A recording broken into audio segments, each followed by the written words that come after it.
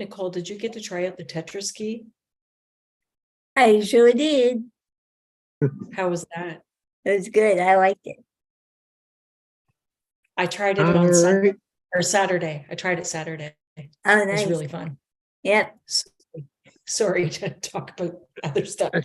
That's okay. But I will call this meeting to order. The Accessibility Advisory Committee meeting of March 20th. Meeting is to be called to order at 4:06 p.m. And so, scroll down. The Halifax Regional Municipality is located in Mi'kmaq, the ancestral and traditional lands of the Mi'kmaq people. The municipality acknowledges the peace and friendship treaties signed in this territory and recognizes that we are all treaty people. Okay, roll call. Liz, can you see your interpreters? No, I'm just kidding. Yes, I can. Oh, thank you. Humor on a Monday. Excellent. Miss Mahoney, are you here? Liz is saying, just hold on a minute. Okay. There are 2 interpreters in the meeting. So when they switch, there will be a little delay when they switch. Okay. Well, just let me know what you need and we will do what you need. Okay. Okay. Miss Mahoney, are you here?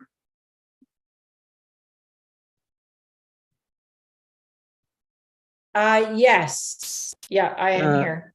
You are here? Excellent. I had the lovely pleasure of meeting Counselor Daigle Gammon a few weeks ago. Yeah. So that was quite in person, in real life. It was really cool. Always good to prove that we exist offline these days. Exactly. Nicole, are you here? Yes, I am. Yes, you are. Excellent. Vice Chair Jackie, are you here? Yes, I'm here, Mr. Chair. Thank you. Thank you. Kristen, are you here? Chair Kristen has not yet joined the meeting. Okay, thank you. Rochelle, are you here? Yes, I am here. Excellent. Councillor Diggle Gammon, are you joining us today? I am pleased to be here, Mr. Chair. Yes, thank you. And yes, Michelle, it was such a pleasure to meet in person, wasn't it? That was all awesome. It was a great fundraiser that we attended together. Thank you, Chair. All right. Councillor Purdy, are you here?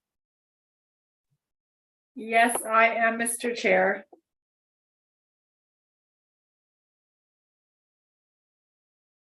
Okay. Councillor Russell, are you here today? I am here. I'll get rid of my background because it looks like I'm at home. Thank you. I'm at the beautiful Central Library, so all is well here today. And we have received regrets from Jordan Waterbury. So with that accounted for, approval of the minutes. I presume we have all seen the minutes from the meeting on the 27th. And do we have any changes you would like to make to those minutes?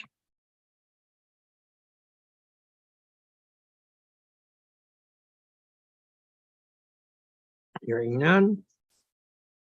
I'd like to call for a motion to approve these minutes. Can I have a mover? This is Rochelle. I'll move to accept the minute, approve the minutes. Thank you, Rochelle. Thank you, Rochelle. Can I have a seconder? I'll second. Oh, Thank you. I heard Jackie first, so I will call it Jackie. I just talk louder. Whatever works. All right, can I call for the question? Question? All in favor of the motion to accept the minutes of the 27th meeting, please say aye or raise your hand. Aye. Aye. Any opposed? Motion carried. Approval of the order of business and approval of deletions or admissions. Do we have any requests to add, or delete, or change anything from today's order of business? Thank you, Chair. The clerk's office did not receive any requests for additions or deletions for today's meeting. All right. So I would like to call, no, we don't need a motion for that. Thank you. But the motion is the agenda be approved as presented. And we do Take require a that mover. motion, Mr. Chair. Thank you, Counselor. Can I get a seconder for that motion? I'll I'll second. Go ahead, Counselor Again. Purdy. All right. Yeah. Thank you, Counselor you, Purdy. Jack. I will go with that. Call for the question. Question? All those in favor of approving the order of business, please say aye or raise your hand. Aye. Aye. Excellent. We have no business arising from the minutes. Is that still true? That is correct. Thank you, Chair.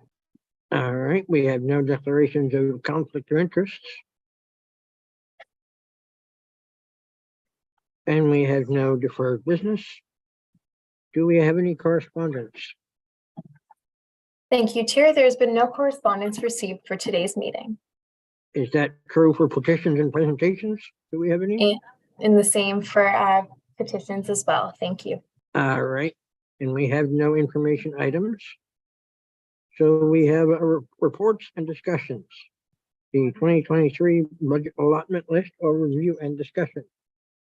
That is the main item on our agenda today, which is the 2023-2024 budget adjustment list overview and discussion. The staff memorandum was circulated on Friday. I trust we spent our weekend delving into that in detail. It outlines the budget process and the items on the budget adjustment list for the budget committee's consideration.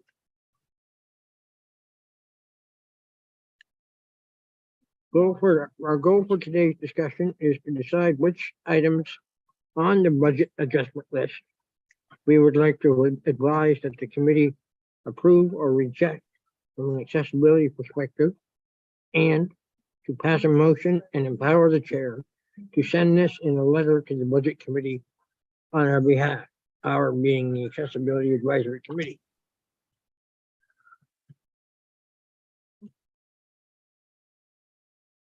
Okay. Joining us to answer questions on the budget process are Michael Pappas, pardon me if I mispronounced that, and Dave Harley, Director of Accounting and Financial Reporting, and Michael is the Director of Corporate Planning. So Dave and Michael, if you would speak to the memo and start us off.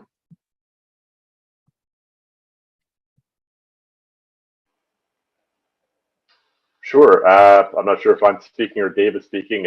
My name is Michael Pappas. I'm the Acting Director of Corporate Planning and Performance. Thank you very much for having us here today. We received a request to provide some update or information on the budget adjustment list process for the municipality. And if I need to slow down, by the way, for the interpreters, please let me know. And to provide an update on the briefing notes that were associated with the business planning and budgeting process for this year for 2023-24.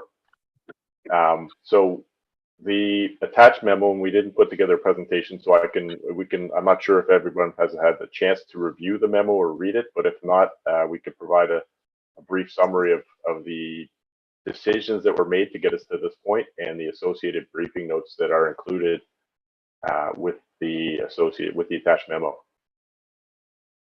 So the decision or the place, how we got to today effectively, or how we got to the decision around the budget adjustment list and the briefing notes that are included. So annually, when the business plan process kicks off, in advance of that, our budget or finance team reviews with the business units of the municipality any intended expected cost increases for the coming year, any expected projects will be coming on board, associated increase in costs related to collective agreements, and inflationary pressures, things like gasoline, material costs, construction costs, things that will increase the budget of the municipality. And we projected that the increase required to fund the additional costs for the municipality this year would be approximately an 8% increase of the budget over the previous year. Excuse me, an 8% tax bill increase. So in presentation to that at Budget Committee on the 25th of November, we received direction from Budget Committee that they would like to see the municipality come to present a set of options that would arrive at instead of 4% increase in that tax bill as opposed to 8%. So staff went away with this direction to reduce the intended increase and returned to Budget Committee on the 25th of January with a set of reductions, proposed reductions for consideration. So the proposed reductions included $2.8 million in savings that we could immediately apply to the budget for this year. That would reduce the budget, the tax bill increase. There was also accompanying that approximately 90 proposed reductions from business units that were across the spectrum of services and programs and operating costs, et cetera, and capital as well. So projects, infrastructure projects, things that we could potentially reduce costs by doing. All of these reductions would bring our tax bill, our average tax bill, down to the 4% or even below the 4% target that was asked for by Regional Council or Budget Committee. So that list was proposed on the 25th of January, 2023. Following that presentation of the list, individual business units presented their budgets to Budget Committee. And part of those budgets included explanations and justifications for, or in some cases, recommendations to proceed with or not proceed with some of the recommended cuts that they were proposing. Some of these cuts, by the way, were also increases. So things that could potentially increase the budget of the municipality because they were necessary service improvements or staffing increases or basically investments that could potentially improve service delivery or increase program effectiveness, et cetera. So things that would essentially help residents and improve service delivery. So over the course of those business unit presentations, and each of those presentations were accompanied by each of the business units, when they presented, had a list of what they called overs, things that were in excess of their proposed budget, and unders. And the unders were the things that they were proposing to use to reduce the budget tax bill rather from the 8% to the 4%. Each of those overs and unders were accompanied by a briefing note, and those briefing notes are part of the package that you received today as part of the package that came with the memo. All of those items that were presented as overs or unders at Budget Committee during those presentations by the business unit were decided by the Budget Committee whether to add them to what's called the budget adjustment list. The budget adjustment list is effectively, we call it a parking lot, or someplace that we say, for now, we're not going to make a decision on this item. We're going to put it aside for consideration to apply it to the tax rate when we do the final budget discussion, or not. So if it's added to the BAL, that item is going to come back on the 29th or the 31st of March for further discussion. And Budget Committee at that time will vote whether to add that item as a increase to the budget and effectively the tax rate, or decrease to our tax rate. So what you have in front of you in attachments, I believe there's two attachments. One is the budget adjustment list, which is a list sorting the items by overs and unders with the financial implications of each of those items. And then there's also a document which includes the briefing notes explaining council or staff's justification for explanations around each of those proposed overs and under items. And so on the 29th and 30th of March, should you choose to watch this at the Budget Committee, Regional Council members or Budget Committee members will have the task of deciding which of those items they would like to add to this upcoming budget and which of those items they choose not to move forward, and those items that are not moved forward would ultimately have no impact on the budget. So they would be removed from any impact on the tax bill. Those items that council or region budget committee chooses to add to this next year's budget will have a potential impact on the tax bill. So one of the questions that we were asked to provide some justification for this meeting was whether there was some sort of an equity lens, and we expanded that to an equity, inclusion, and diversity lens applied to the budget adjustment list items. And while there's no formal process as part of the BAL process, the budget adjustment list process, to review those items from an equity, diversity, or inclusion lens, it is assumed or expected that when business units propose any cuts to the budget or any improvements to services, that they will consider what the impact of those service cuts or program cuts might have on residents. And that would include all residents, whether they're any resident of the municipality, and that could include businesses as well as visitors. So there's that lens is applied holistically to all those cuts, although it may not be outlined specifically in the briefing note. But if there is an impact or a service implication, generally it's expected that those briefing notes that are part of the package that you'll have, those would outline what those potential cuts, the impact those might have on residents. So no formal lens was applied, but it is implied that through that process, those would be considered. And then at the same time, when council has the task of reviewing all those briefing notes and making decisions on what to add to the budget adjustment list, your good councilors do take those things into consideration. And I think that when you watch council debate and discuss in budget committee chambers, you will see those types of considerations being brought forward or brought up and recommended to or asked of staff to come back with further understanding or explanation of potential impacts that might have those implications. So I think there's two potential opportunities for one during the process of business units developing a proposed change to services, and then council when they review and decide, make a determination on what to move forward with, they also have that lens applied as well. So that's basically the gist of the briefing note of the memo. If there's any questions, I'd be happy to respond to them. I think if Dave, if you have anything to add to that, turn it over to you. Good afternoon, Dave Harley. I'm the Director of Accounting and Financial Reporting. Nothing really to add. Mike, you did a great job of summarizing the process there. So I think it's really, we've got our list of BAL items, and they're coming forth to be debated on March 29th and 31st by Budget Committee. So if you have any interest in providing them with some recommendation or some advice on that, I think now is the opportunity for you to debate that and figure out which items you'd like to actually pass along your recommendations for.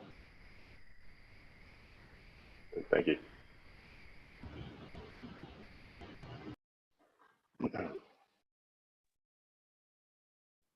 Okay, thank you for that overview of what we are to, what will guide our discussion today. So before we get to that discussion, I'm going to ask that a motion be put forward to send a letter to the Budget Committee. I need a mover for that motion. That the Accessibility Advisory Committee approved that the chair send a letter on behalf of the committee to the Budget Committee for consideration during the 2023-2024 budget adjustment list discussion. Can I have a mover for that, please? I would so move, Mr. Chair. Jackie? All right, thank you, Jackie. Can I have a seconder, please? I can second it. It's Michelle. Or Miss All right, thank you. Miss Mahoney, yes, thank you very much, Miss Mahoney. All right, so now that the motion has been moved and seconded, we will have our discussion. I have a speaker list here, which we will start with Rochelle. Do you have any comments or questions about this budget process? Sorry, I have to turn my mic and camera on. Not about the process per se. I guess like there's a lot of jargon in the document that we got. And you did say at the beginning, Michael, that you might be able to provide like a summary, as if it was a presentation. I don't know if that's possible. I feel like I just need some general clarification before I start asking questions or like offering information. There's so much to get through in that document. And I was wondering if there could be some kind of summary of what is being proposed, as like even like the terminology around like overs and unders. I was like, this is so far outside of my general knowledge basis. I see there's a hand up from Councillor Daigle Gammon.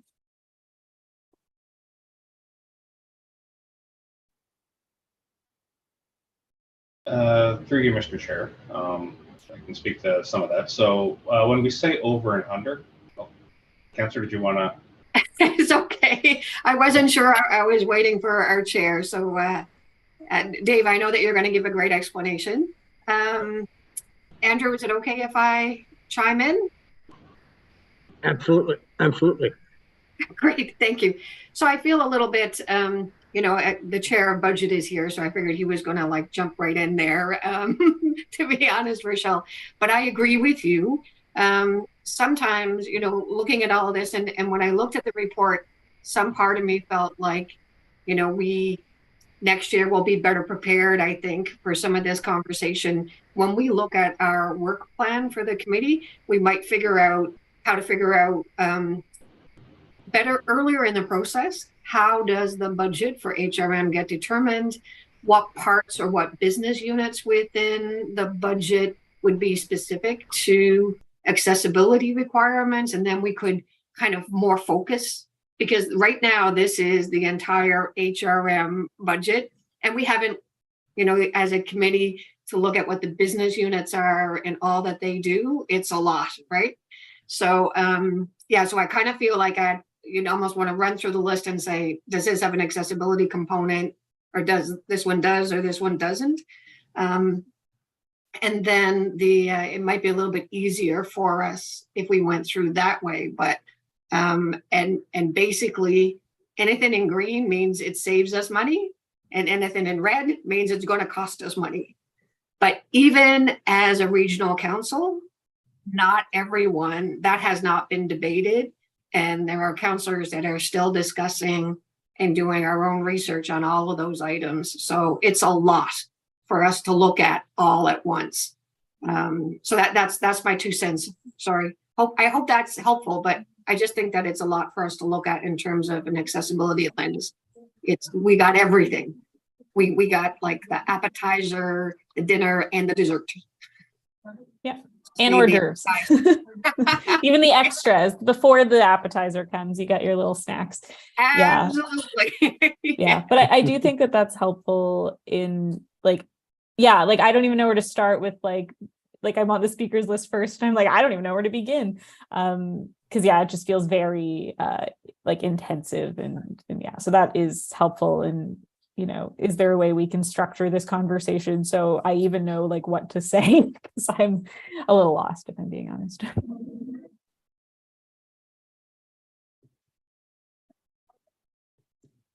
Councillor Russell, do you Michael, I'm want to wondering weigh if in? you went down the list. Your hand first. Oh, sorry. Thank you, Andrew. If I may jump in. I had a conversation with the CAO earlier, as well as talking with the CFO and a couple of other people. And the budget process that we are going through right now is incredibly complex. To request a briefing on what the current budget process is for the next year, I'm not sure at this point that would be helpful. I would say let's work through this report. The reason it might not be helpful to have a more fulsome explanation about the process for next year is because, by golly, I hope it changes next year, and I'm going to be working on that, and so is the CAO and a number of other people are, because everybody finds it very difficult to work through. Councillor Daigle Gammon did identify what is on this list properly, as far as saying if it's green, it means that we will save money and potentially not raise the tax rate as much And if it's red, it means that we will spend some money and increase the tax rate a little bit more. Operating or capital determines basically, is it a staffing issue or do we build a thing? Generally speaking, the 23-24 amount is the actual dollar amount that would be spent this year. If this is being started mid-year, then that amount would be higher for the 24-25 year. And the 23-24 rate impact would be the actual impact that it has on the tax rate for that one particular item. There are also a dozen items in the bottom of the list that have not been costed yet. We would see those being costed for our discussions 9 days from now. I'm going to stop there and leave it to Mike or to Dave, who are far more versed at this, and let them fill in anything else. Thank you.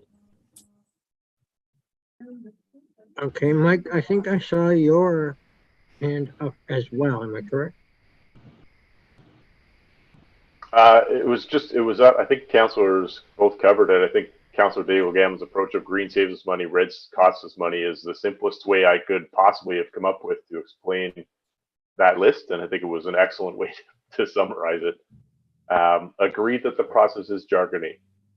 It's a complex process of trying to negotiate and understand the demands on services and how each of the 13 business units of the municipality, including externals like the RCMP, who play a role in delivering the services, how we're going to manage all of the budgets associated with each of them and the individual pressures that each of them face in delivering services, and also the pressures that they face in cutting costs and trying to find ways to become more efficient and effective at delivering services. And the list is essentially the activity we do each year of trying to find efficiencies to help save taxpayers money, run the business of government better, and also to improve the quality of the services that everyone gets in a hopefully equitable way. To your question about, and I think that you did raise the concern about how do I look at all this list from the perspective of what's going to affect me? And how am I going to know what to focus on, or what maybe is going to affect me as a resident? Since we're at the Accessibility Advisory Committee, I'll speak to it in that context, I guess, most simply.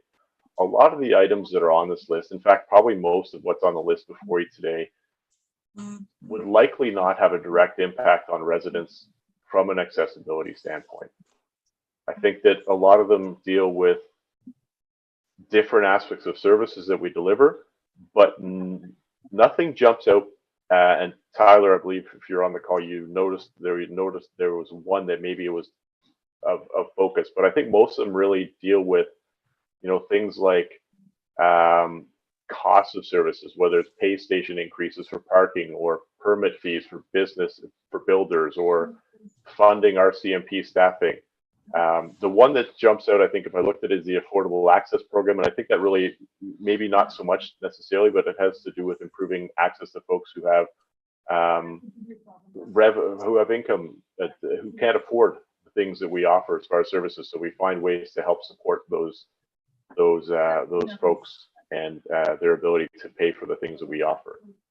When it comes to some of the items on there are capital, so they're what we call buildings. So funding a new fire station or a new library, or improvements to like the Halifax North Library, for example. Some of those improvements may have accessibility upgrades or considerations in the build.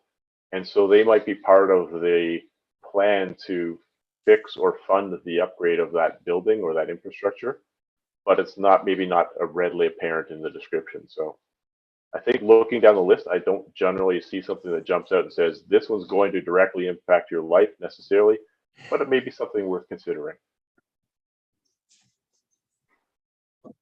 So I do have something to note, I guess, and I feel like I've technically been like this speaker for a long time. So I'll say this thing and I'll wrap it up and let the next person talk, because I assume we're going to do a couple go arounds, maybe, I don't know. but, you know, just as, and maybe I'm misunderstanding something that you're saying, but, you know, if what you're saying is that like most of this list doesn't impact us from an accessibility perspective, but also you're saying that some of this list is going to increase costs for like users to use those services, that is 100% an access issue. You know, so like lots of people with disabilities like do live under the poverty line. And so, you know, there is the Affordable Access Program, but that's even complicated because like the cost of living as it's raising, the Affordable Access Program only offers, you know, support to so many people. So I would say that anything where like the individual is expected to pay for something and that cost going up, I would say is also an accessibility issue.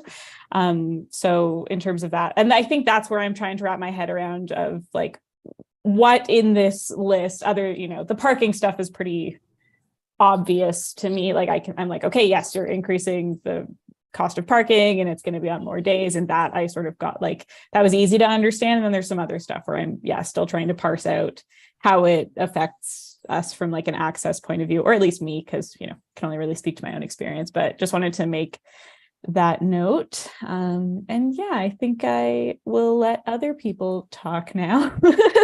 Thank you, everyone, and Mr. Chair. Well, thank you for that, Rochelle. Liz, do you have anything you'd like to add to our discussion?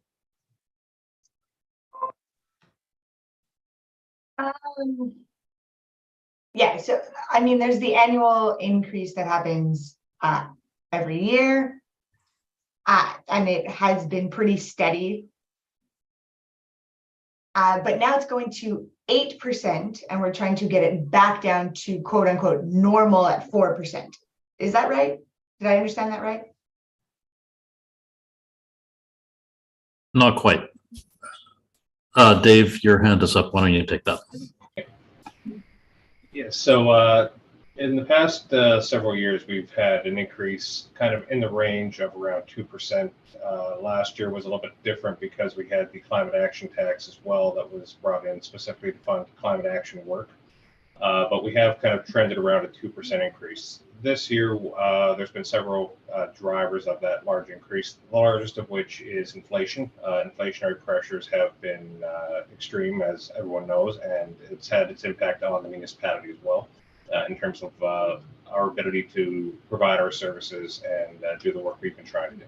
So in order to maintain our current level of services, that's where we came back with that 8% increase. Was what it was going to cost us to do that, to maintain the same level of services we've been providing in past years. So that was, you know, a large driver of that was inflation. There's other contractual increases that kind of drove a lot of that, but that was what we kind of looked at and said, this is what it's going to cost us this year in order to keep doing work the way we've been doing it.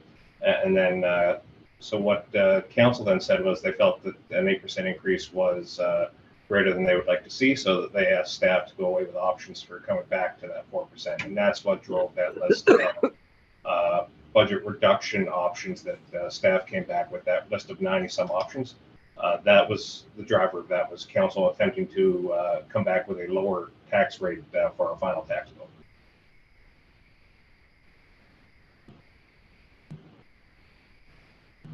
Okay, that clarifies some. Yeah, and for like property taxes and all of that, I mean, those of us that rent won't be impacted, but for those who own would be impacted. So how can we, well, I mean, regardless of people with disabilities or without, it's impacting a large amount of people. So getting it down as much as possible to kind of spread it out, and then the increase isn't as dramatic, would be good.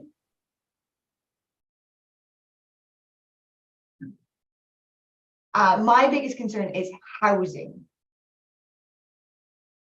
Right now, like, it's embarrassing. that we have such a strong tent community out of necessity in Halifax. And I feel that like we should be focused on trying to solve that.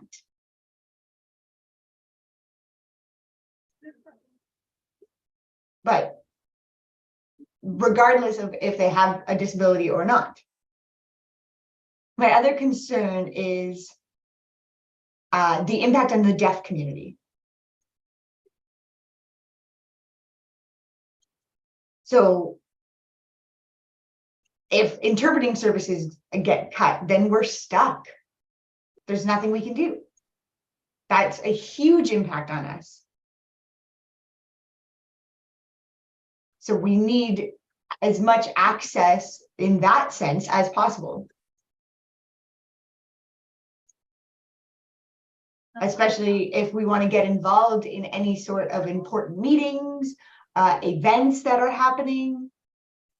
I know that the city provides a lot of events, but if we cut back on interpreting services for these events, then the deaf community is going to be greatly impacted in their ability to attend. But that's just my 2 cents. Thank you. Okay, thank you, Liz. Ms. Mahoney, do you want to add to the discussion?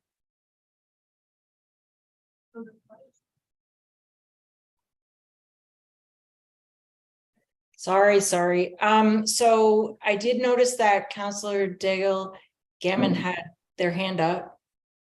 Okay, let me scroll You- through here. Did you want to comment first? I'm messing up your agenda there, Mr. Chair. That's Your quite list all of right, speakers. Councillor. You do Well, an it was- excellent job. You explain things better than I would, so you go right ahead. Okay, well, it was just in response to the question on homelessness, yeah, I absolutely agree. But and also to say that on tomorrow's agenda for regional council, it is the homelessness strategy, and it is a memorandum of understanding to be signed between the municipality and the province on how to address the homelessness. So if we're thinking about our letter, I mean, Liz is absolutely right that, you know, the framework for addressing homelessness would be one of the things that perhaps the committee might say, we would like to see this move forward as one of our recommendations. We might actually choose that if the group would decide, but just to let the group know that it is on the agenda for regional council tomorrow. Thanks for Thank the you. indulgence, Mr. Chair. I appreciate it. Thank you for the assistance on that matter, Councillor. Michelle, does that, do you have any questions of any kind, Michelle? I do not at this time. You know, I'm gonna be honest in saying budget and money is just not my realm, not my area of expertise. So I'm just taking it all in and listening to what everybody has to say about it. Again, you know, I know I'm here for specific, you know, for great reasons, but budget is just not one of them. I'm sorry, but I mean the points and everything that are being brought up and brought to attention. One of the things that Rochelle said about, you know, if I could have simpler, you know, it was quite a long. It's very long. You know, so just a simpler version, I guess. Does that make sense? Understood. I'm with you completely, Ms. Mahoney. Oh, good. I am grateful for men like David and Mike, because they take on the math that I'm unable to do. Well, and Annie. I sometimes am concerned that I don't really understand what we're talking about. And I think I'm now, I think I can confidently and comfortably say, oh my God, that's a lot. And it's not, yeah, I can't speak to it, but good work, really good work. And great Annie, presentation. do you have an interjection, Annie? Thank you, Chair. Yeah, so I just wanted to just to say that This is kind of what I was trying to allude to at our meeting last month, where I was like, we are really deep into the process now, and in order to be able to provide the committee with, the ability to access the information and to kind of, discuss it in a well-rounded way, wanted to make sure that the committee had access to everything, recognizing that a 108-page document is a pretty hefty one, particularly in comparison to, other documents that the committee would see on a monthly basis. But, this is kind of the reality of like the gravity of this point of the budget process. And, certainly finance and asset management staff have indicated that they're certainly open to coming back to the committee if it's incorporated into the work plan to discuss, what discussions can look like in the future and engaging this committee earlier on. There are definitely different options to explore there for how best to do that. And I think I might just offer this as, as a suggestion for how to potentially engage with the material for the rest of this meeting and think about how we want, or how the committee would like to structure the letter going to budget committee. I think committee members have been bringing up, some specific like concerns that they have, whether it be high level or tied directly to something that's on the budget adjustment list.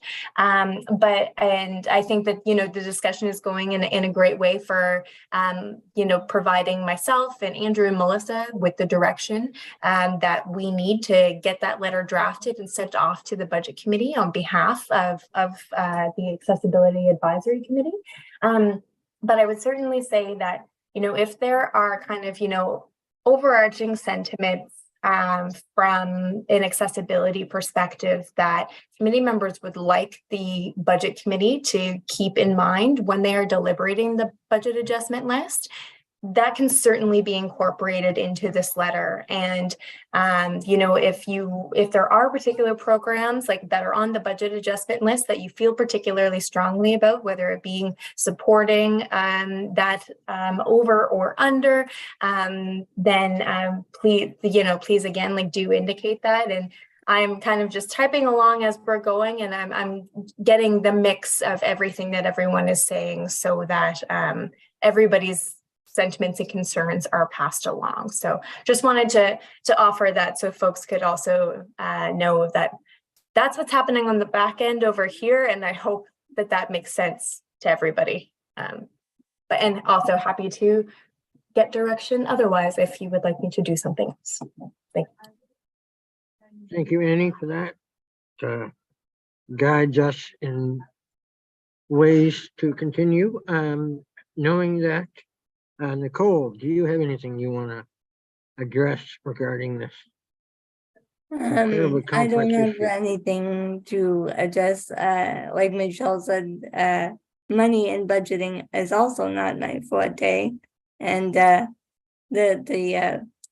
document was pretty long, and maybe if it was a lot shorter and perhaps maybe in an easier way for me to understand, plain language helps me a lot with understanding written documents and stuff. So, yeah, but thank you. And yeah, I'm listening to this conversation, and thank you, but I don't have anything to add at this time.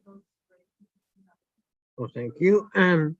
Perhaps we could, if I may, suggest in that letter that efforts toward alternate formats, i.e.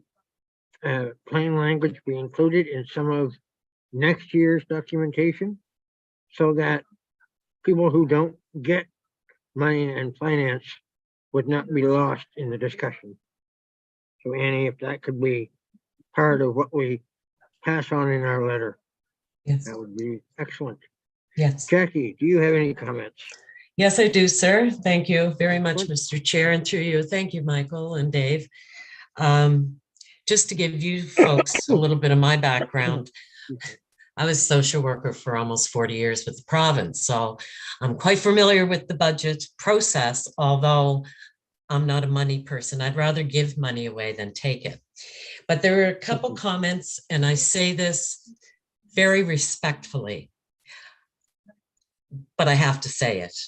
Nothing in particular about any one item, but there were some words I heard that somewhat discouraged me. I guess, first of all, I'm a little taken back that this committee hasn't been included in budget processes well before this, years before this, because this committee has been in existence for a while. So to me, that was a little shocking for me.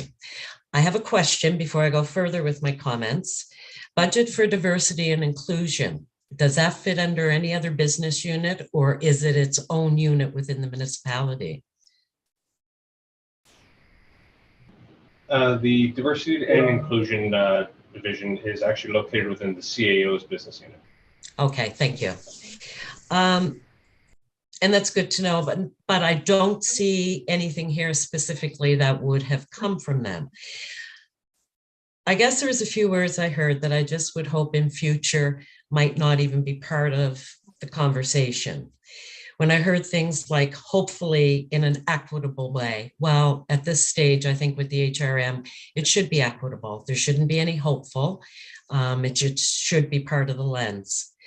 In terms of this may not affect people with disabilities with inclusiveness, of course, every one of these items do, because they are citizens of the municipality, and it all affects.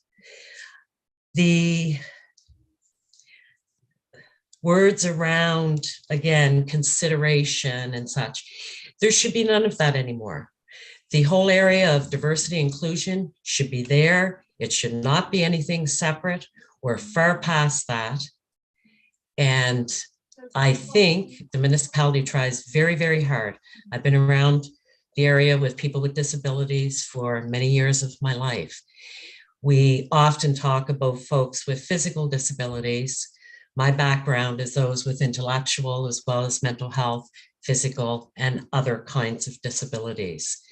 So when you're looking at the lens, with that lens, it has to be across disabilities. It's not one particular disability. I hear with the news around the police budget, and they're looking for, and I think it got cut out of a social worker and crisis workers. It's not just people with mental health issues that are part of our municipality. Other citizens, folks who are deaf, hard of hearing, lowered sight, blind, there's autism, and again, so many. And I know that's a big pot to fill, but I think we need to do that. So thank you for your indulgence. Again, I say this all very respectfully. I'm not trying to be critical, but I'm just saying probably what's on other people's minds as well. So thank you.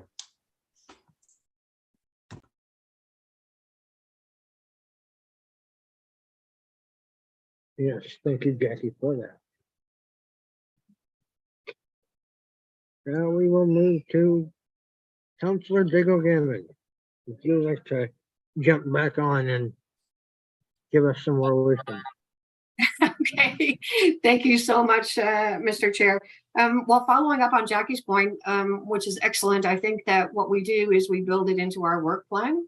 That's when the Office of Diversity and Inclusion is preparing their business plan, that they come to this committee and they present to this committee their business plan with accompanying budget for this committee's recommendations and advices, for lack of a better word. I think that will get us in the right path to that.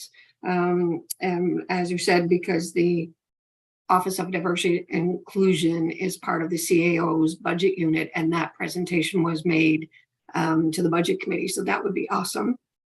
We can do that.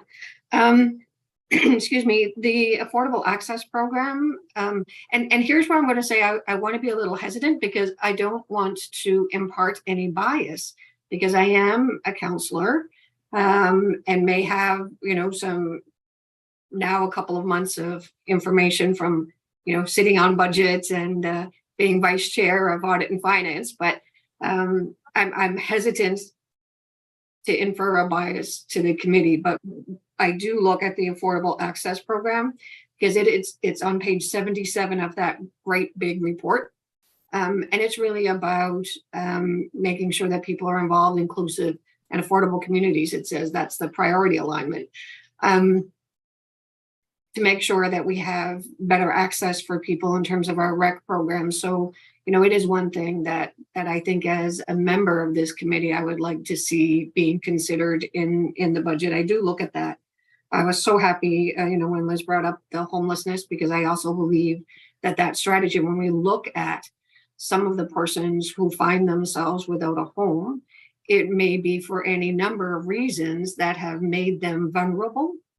And in terms of accessibility, that could be one of the reasons as well. So for whatever reason they've been made vulnerable, it could be that. So, and then I also, you know, the other one that piques my interest is around the public safety strategy.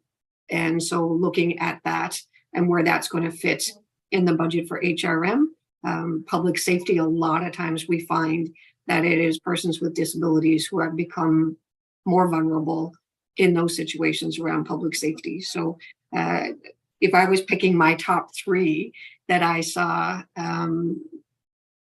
would need some attention and that I would think have a basis in this committee, those would be my top three. And I think that's it, Mr. Chair. Okay, thank you. Councillor Russell, you have your hand up? Yes, thank you very much. So what Councillor Daigle Gammon again very ably did was focus the topic onto the list of option descriptions. Don't worry about the numbers.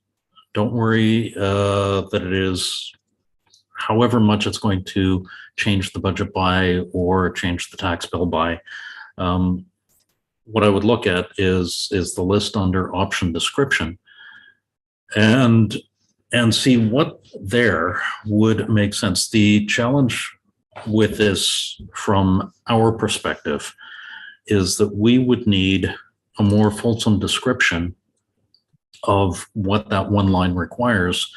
And that's where the page or two or three report comes from that builds the rest of this document. Each of those lines has its own supplementary report that goes along with it, and that's all in the 108 pages. I'm wondering if it would add value if Mike or Dave went through the entire list that we see on page 4 of the PDF, the entire budget adjustment list summary, and just shared a sentence or two of each item. And then if anybody would want to react to that in some way or other, then they would just be able to speak up. I'm wondering if that would be a reasonable way to proceed, Mr. Chair. Definitely. I have planned to go back through the speakers list following this initial round. So if we would like to offer the 1 or 2 sentence blurb, if you will, on each item, that would certainly allow us to be a little more informed on our second go around. So yes, Michael and Dave, if you would like to indulge us in that, that would be absolutely great. All right, I'll just preface this by saying that there are a number of briefing notes, I think in excess of 60, and I would not claim to be an expert in any of them, as they generally are outside of my business unit. So I would have to do a quick scan as I'm reading through them to make sure I'm on the page. Some of them came through early in the process and we've reviewed them and passed them through for reviews. May not be entirely up to speed with every single one of them. So if the committee indulges me in just scanning as we scan through, I can try to do my best to summarize them. I see Annie's hand is up too. The other thing too, just for consideration, there are a number of briefing notes. So depending on how much time you'd like to spend on this one, this could take a little while, even to summarize it briefly. So just some considerations there before I move forward. And yeah, I'll leave it to Annie to guide me on. Yeah, yes, I'm going to consult with my legislative assistant on that, Annie. Thank you, How should we Chair. proceed? Thank you, Chair. So I might offer potentially just wanting to kind of like respect everyone, like there's a lot of information to go through here on its own, and I'm wondering if potentially it might be more informative for the committee to identify the lines that they would like to hear more about, and then have staff provide some additional insight on what those look like, rather than going through the entire list. If there's lines that folks don't have questions about, then you know, those don't need to be discussed. I'm just trying to, you know, make the process a little bit more honed in on for everyone.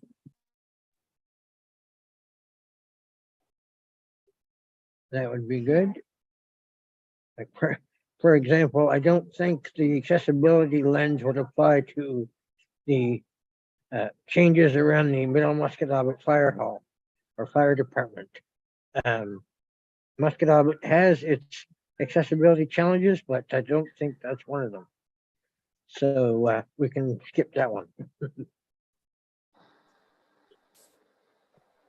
So Chair, if I might, I'm just wondering, so if that is the direction that the committee would like to go in, just want to make sure that all members have had the chance to ask a question first, or the only person I've yet to call on is Councillor Purdy.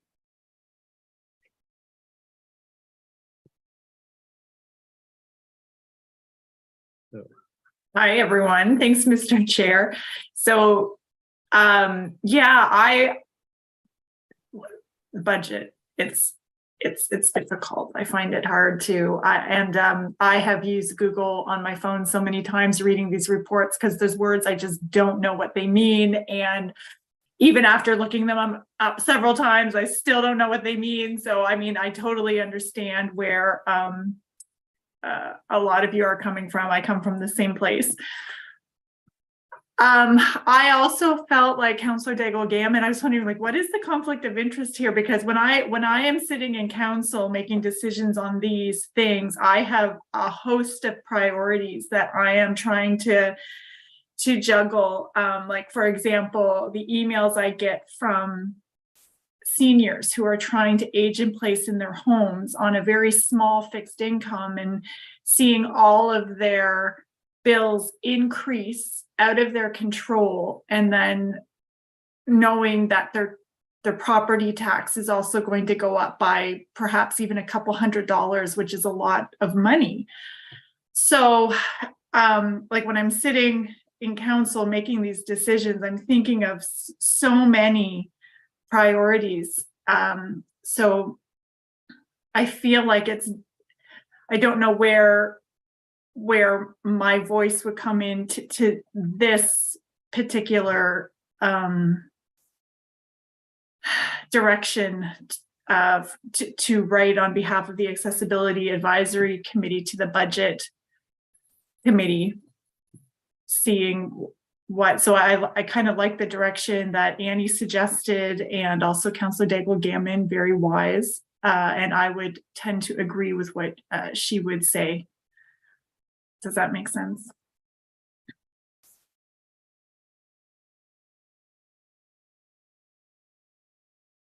I think so. So yes, do we have any response to Annie's suggestion that we focus in on any that might jump out at you, if you will?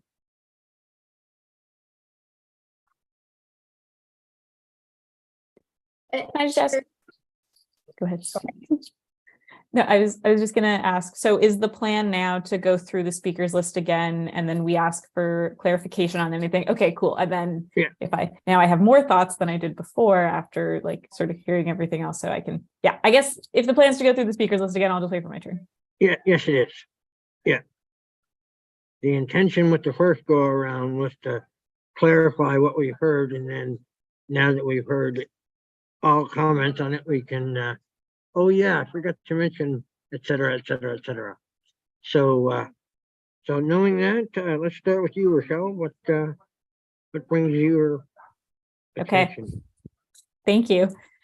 So the main thing that I'm sort of having a difficult time understanding, like what this even means, is on that like long list on page 4, there's 2 lines, one that says services and one that says initiatives. And maybe I've just like missed it in the long document, but it's the one thing that I've had a hard time like finding the description for. And so I was wondering if I could have a description of what services means and what initiatives means. And actually, do have to apologize for that. So that was actually, those lines are actually cut off the description. So the description there, it's actually 2 items. They're both for the framework for addressing homelessness. So one of them is to maintain their current level of services. And then, so that's the line that reads services. The other line is, it's for proposed new initiatives. So new work that they're looking to take on within that framework for addressing homelessness, and that's the additional costs they're asking for funding for to provide these new initiatives. So that's what those 2 lines are regarding. Okay, great. Thank you. That makes a lot more sense, especially because there was like a really long number of pages around homelessness, and I was like, where is this coming from? So maybe I could have put it together, but I didn't. So thank you for that clarification. Okay, so now that I've like had more time to think, heard what everyone else is saying, I do want to point out, like in the budget memo, I don't know if I'm using the right terminology, around specifically around like parking enforcement and like raising costs so that we can make money in the budget. It says something about like influencing the mode of transportation to like to influence people to use public transit and car sharing and et cetera, by making parking more expensive and having like less timing. That's my understanding of it. And based on like what the language was. But I didn't see any like additions to like making public transit better and more accessible and cost effective and, you know, actually getting people to and from where they need to be going. And so influencing parking, if that's where saving money is going, I think there also probably should be a budget line where we increase public transit or accessible transit in some capacity. Because right now it just seems like one part of this has been thought of, but another part hasn't. And so I worry that like that in the grand scheme of things, that is an access issue. But I assume that the idea is that with public transportation, there isn't a change like proposed to the budget. And so that's why it's not on this list. But that worries me if we're changing the cost of, I don't know, private transportation, cars, et cetera, without actually doing anything about public transportation. So that reads as like a longer, sort of larger picture access issue that I'm fearful it's not being addressed in this budget at all. The second thing that I was noticing in the spending, and where lots of money is being lost, I guess, again, with the under and over thing, there seems to be like a lot of police spending. And so I guess I'm wondering like, how that's been decided as necessary, and you know, if it does have an impact from like an equity and accessibility perspective. I mean, based on my own knowledge of things, I imagine it does. Yeah, it just seems like there's like a lot of spending there without sort of thinking about where there could have been more spending in other places. Just something that I'm picking out. There's like a lot of lines about the HRP. Yeah, I guess that's like the thoughts that I have that I would like to be a part of this report. And, you know, as council is getting together and thinking about this stuff based on what we're saying. So those are my 2 main thoughts. I do want to, my last thing I'm going to say is I do want it to be known that, you know, some of the conversation we had like at the beginning of this meeting where we were talking about the process and how now we have this big long document we're trying to parse through and figure out like where it's useful to us or not and where we're supposed to add things.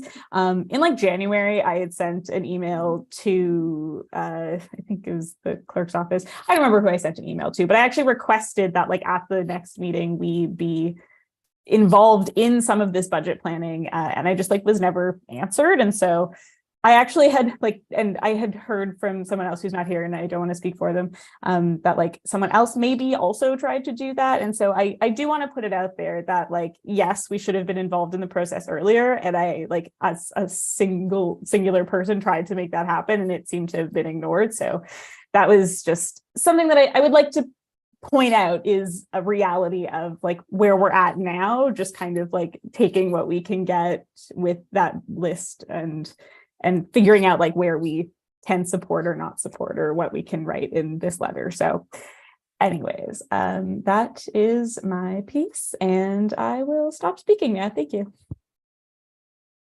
All right, thank you, Rochelle.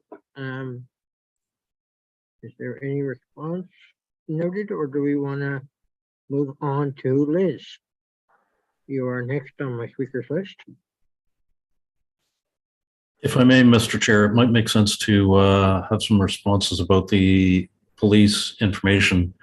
There are a large number of items on that list that talk about different aspects of the police budget. And so I would just like to allow, if you don't mind, Mr. Chair, Dave sure. and Mike to respond to that. Yeah. Fine by me. Okay, so in response to the lines around the HRP, most of those lines actually reflect motions made by councillors during the budget committee debate around transferring some of those services out of the Halifax Regional Police and into other areas within HRM.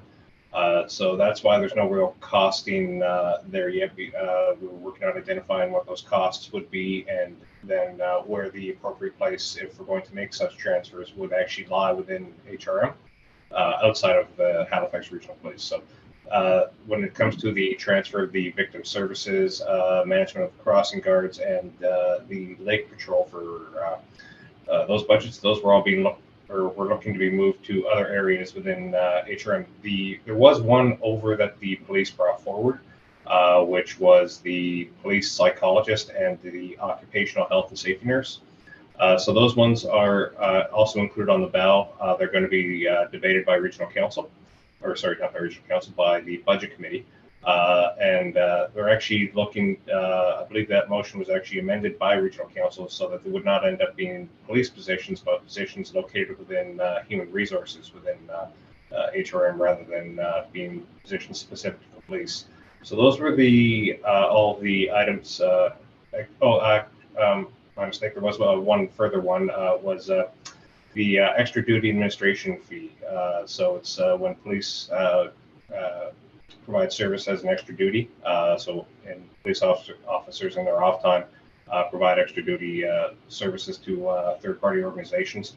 There was a look at increasing the fees charged to those third-party organizations, and that was actually brought forward as a potential savings to the overall budget. So we'd be looking to increase the fee that we're charging.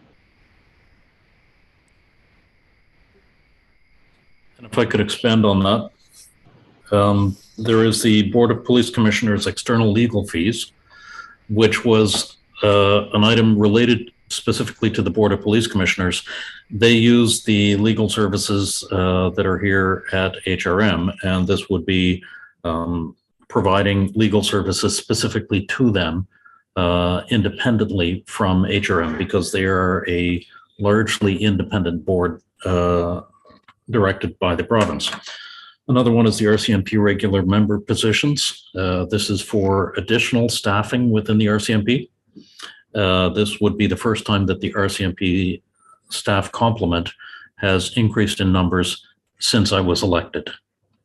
So this is playing catch up I'll try not to express an opinion anymore.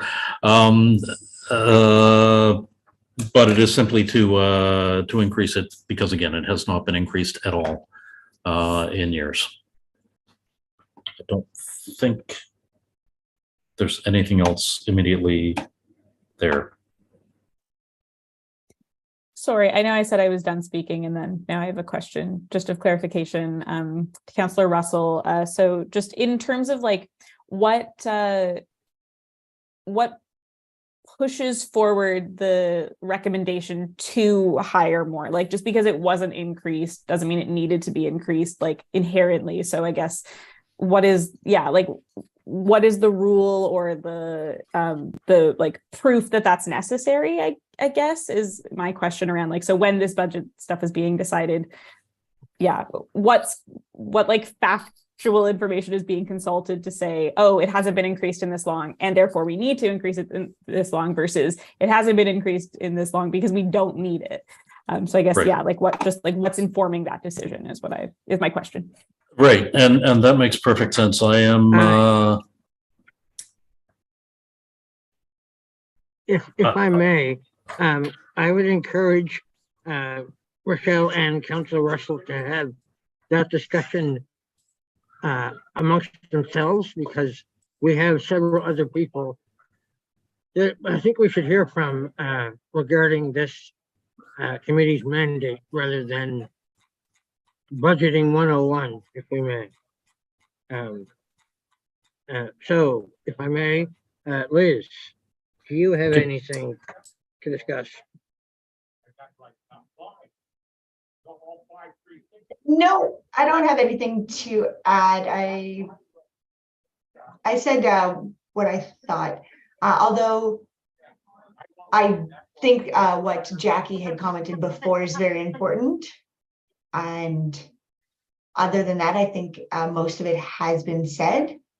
We're just trying to avoid future problems and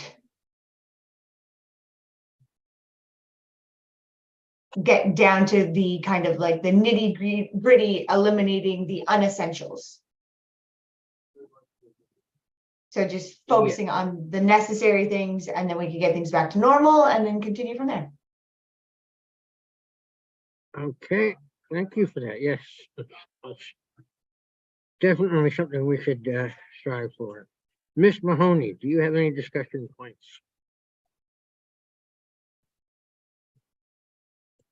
No, I'm still taking it all in. It's, I'm lost.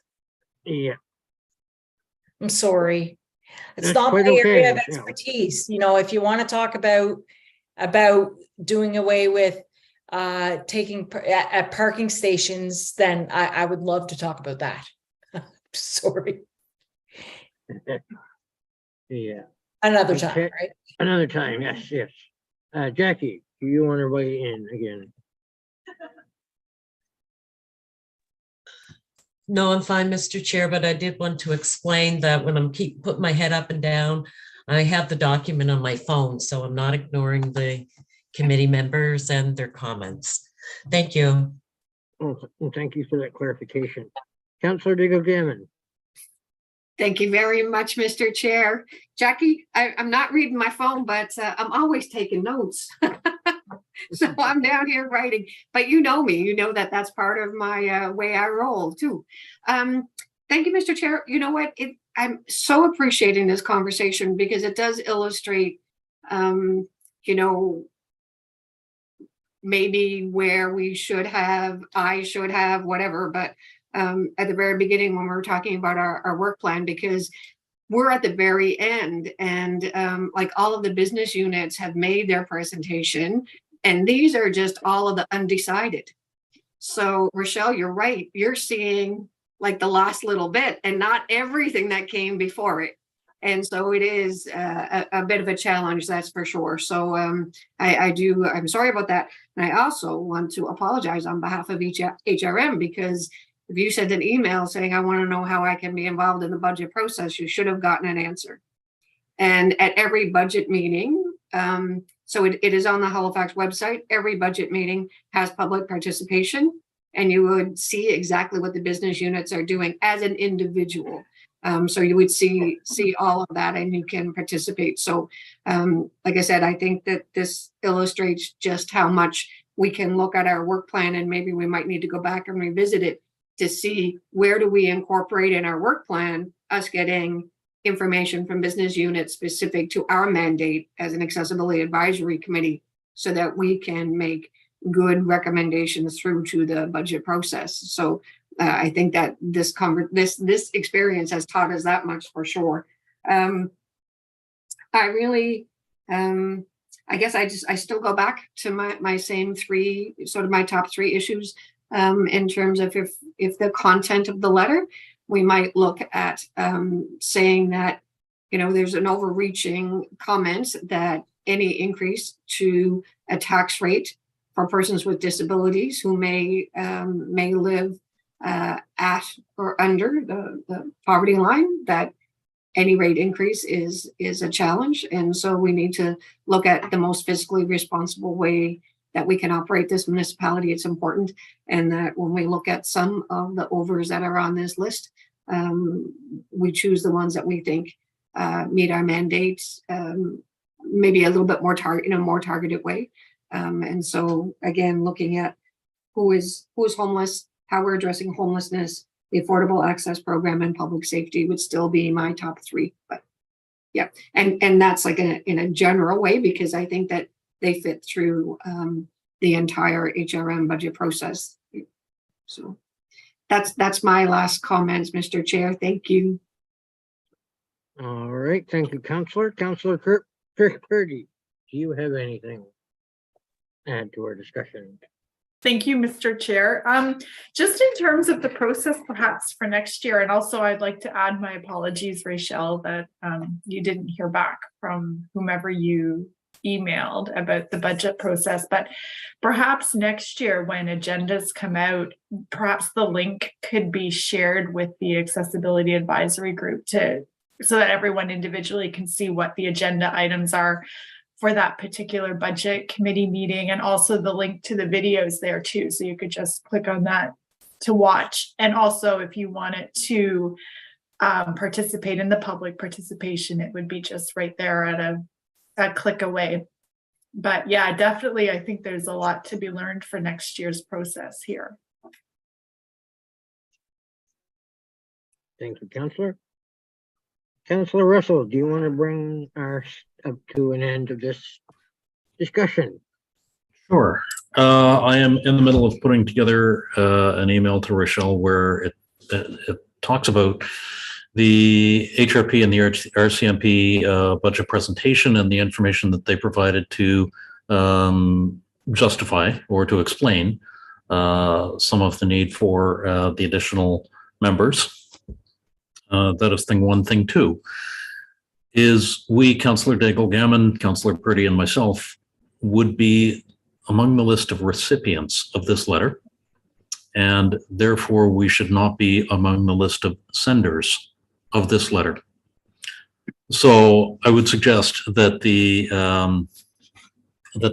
letter to the Budget Committee, because it would be kind of weird for me to send a letter to me. I have plenty of conversations with me and regularly lose those arguments, but this is different. And so I would suggest that this letter is sent on behalf of the resident members of the committee and not the councillors. Very well said, sir. And yes, I frequently argue with myself and also lose, so I can understand where you come from on that. So now that we've had our fruitful and informative discussion, Annie, can you summarize what will the letter look like? Thank you, Chair. So just on that last piece, I believe where the motion has already been put and seconded, I would just need to know whether the mover and seconder would be comfortable with that edit of changing the phrasing of the motion to be approved, that the chair sent a letter on behalf of the committee, to changing it to on behalf of the resident members of the Accessibility Advisory Committee. And if the mover and seconder are comfortable with that, then we can consider that friendly. Okay, what do we think of that? Mover and seconder, do you have any objections to that? Mr. Chair, it's Jackie, and I believe I moved on that. Yes, Absolutely, absolutely. Resident members only. And I seconded it, that, and I seconded it, that, seconded it. You got it. Yeah. Because, to have my voice heard, I guess, but I probably shouldn't have if I didn't really understand it, right? You were So- present for the discussion. So Right. just for clarification for the member, so the rationale behind switching the language around resident members is because of the, different roles that the counselors play on the budget committee as well. So it has nothing to do with, the rest of the members who serve and who are part of the discussion today. It's just that part of that. If that, I'm not sure if that answers that piece, but aside from everybody here who is a part of the discussion today, is, I think, in good hands. Okay. Okay, so then to that piece, Chair, I believe that means that the motion has been accepted, or that the amendment has been accepted as friendly. And that, It would appear so. yeah, and that the final motion reads as though as it's been posted in the chat. But what I'll do now is I'll kind of outline the process from here. So what this motion is effectively doing is it is empowering the chair to send the letter that summarizes today's discussion and the items that the committee has identified as priorities for either as high-level aspects of consideration or particular budget adjustment list items to consider from the committee's perspective, saying that this is what the committee supports. So the process after this meeting today would be that myself, the chair, and the staff liaison would draft the letter, and it would be, Andrews as the chair, the final sign off on that letter, speaking on behalf of the committee. And I will just say, right now they're notes, and I'll be going back through the meeting video, and I'll be hashing this out with the chair. So the motion that you have on the floor today is yes to send that letter, but also you're entrusting Andrew as your chair to with the responsibility of communicating this on your behalf, or on the committee's behalf. So with that, I can start going through kind of the summary that I have, but I'm happy to take any questions if anybody has them in the meantime. Looks like Liz has her hand up there. Okay. Yes, I will recognize Liz.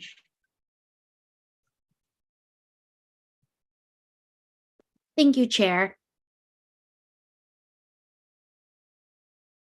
So I understand that you guys are going to draft the letter, but would you please show the draft to us first before sending it off? Would that be all right?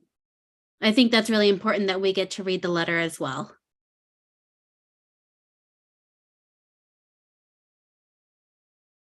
And because too, if we find something that we might not be satisfied with or might not agree with, we might want to be able to edit it a little bit, if that's all right.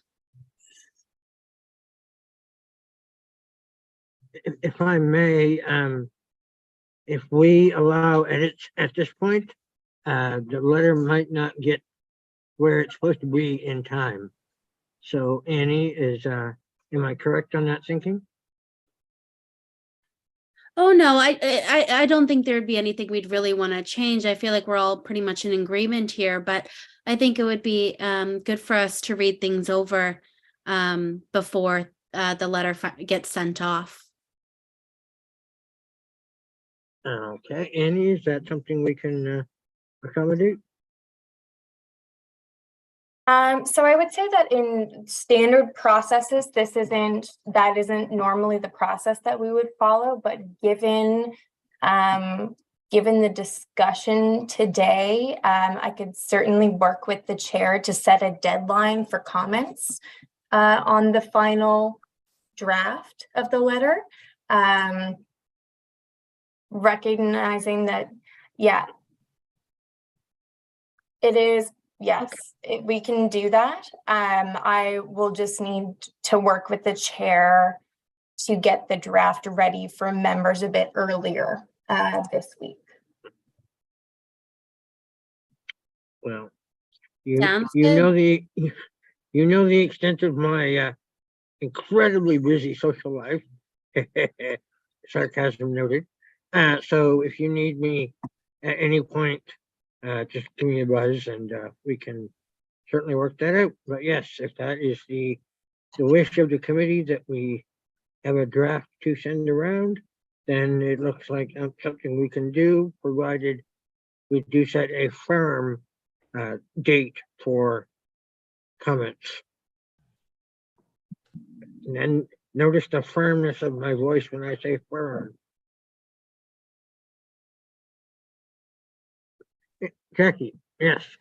Mr. Chair, I just wanted to offer if I can be of any assistance with that as Vice Chair, please, please include me. Thank you.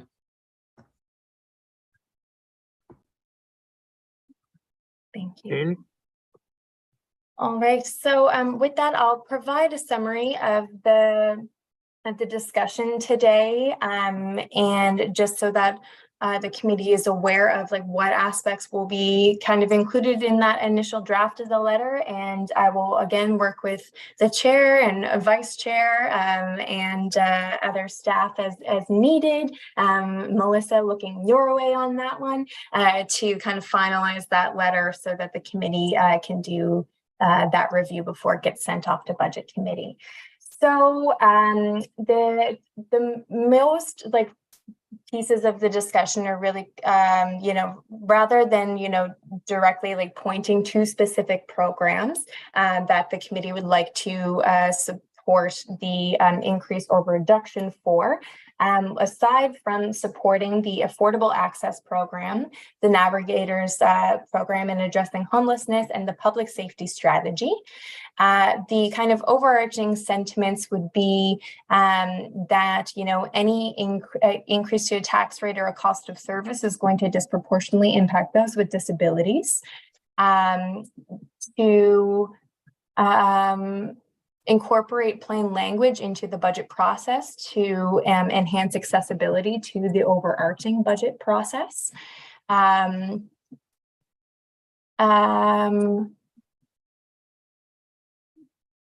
Overarching concerns about, you know, the housing crisis at large, and, you know, a commitment on behalf of the municipality to address homelessness, concerns around, you know, potential service cuts impacting the deaf community, in particular, you know, potential impacts to cutting of services like ASL interpretation. Again, reiteration of the piece around more accessible and inclusion of plain language. Concerns that the committee has not been included in conversations up until this point regarding, you know, accessibility within the budget process, and that in the implementation of an equity lens will require inclusion of all disabilities, not one over the other. And then there are some around parking enforcement. You know that the that language seemed to suggest that increasing in parking costs would then incentivize others to take public transit, but if there's going to be an increase in cost of parking, then investments should be made in transit to you know, balance out that cost. And some general like questions around, you know, around police spending in more transparency and what that process looks like for hiring practices, and how it is kind of balanced with other aspects of the budget that would immediately impact accessibility.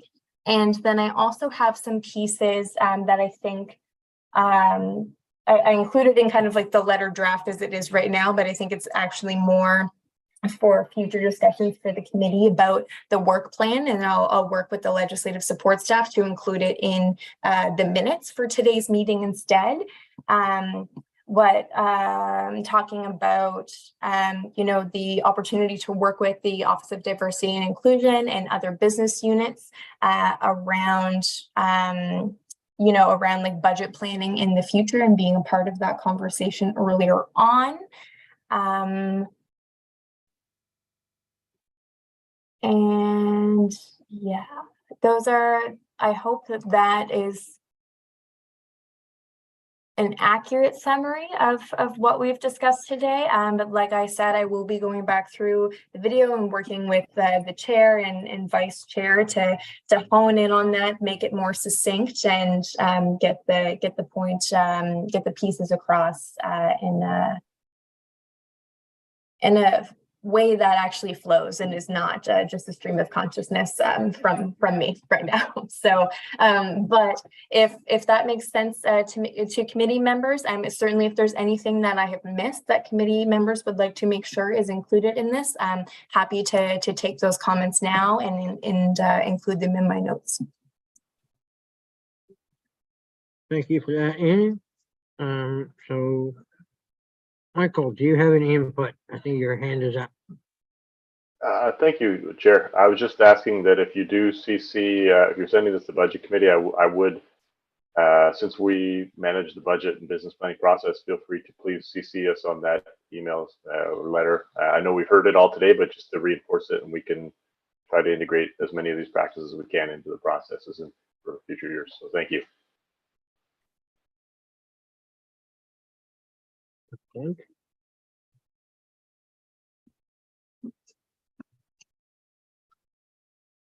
So it looks like Annie, Jackie and I have, and Melissa have our way forward. So if we can revisit that motion, that the Accessibility Advisory Committee approves that the chair sends a letter on behalf of the resident members of the Accessibility Advisory Committee for considerations during the 23-24 budget adjustment list discussion. So that is the motion as presented. It has been moved and seconded, so I will ask for the question. Question? Okay, all in favor of the motion as presented, please say aye or raise your hand. Aye. Aye. Any opposed? Hearing none, motion is carried. Thank you very much, everyone, for that discussion. Thank you, Michael and Dave, for your participation in this and guiding us, quote unquote, newbies through the budget process, such as it is today. Okay, moving on now to item 9.2, committee members. I see none. Staff updates. I see none. Is that correct?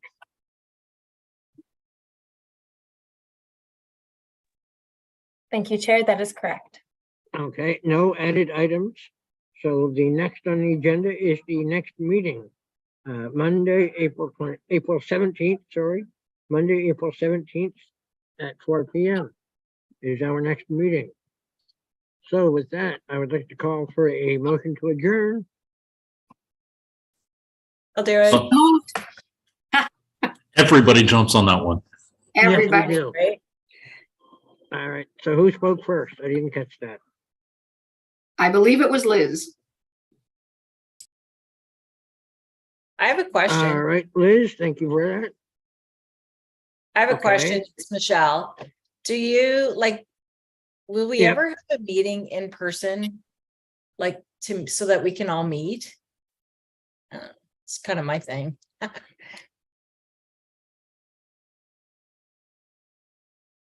I'm not sure, did we suggest, Annie, that we would revisit the virtual versus in-person issue at some point, or commit to one or the other?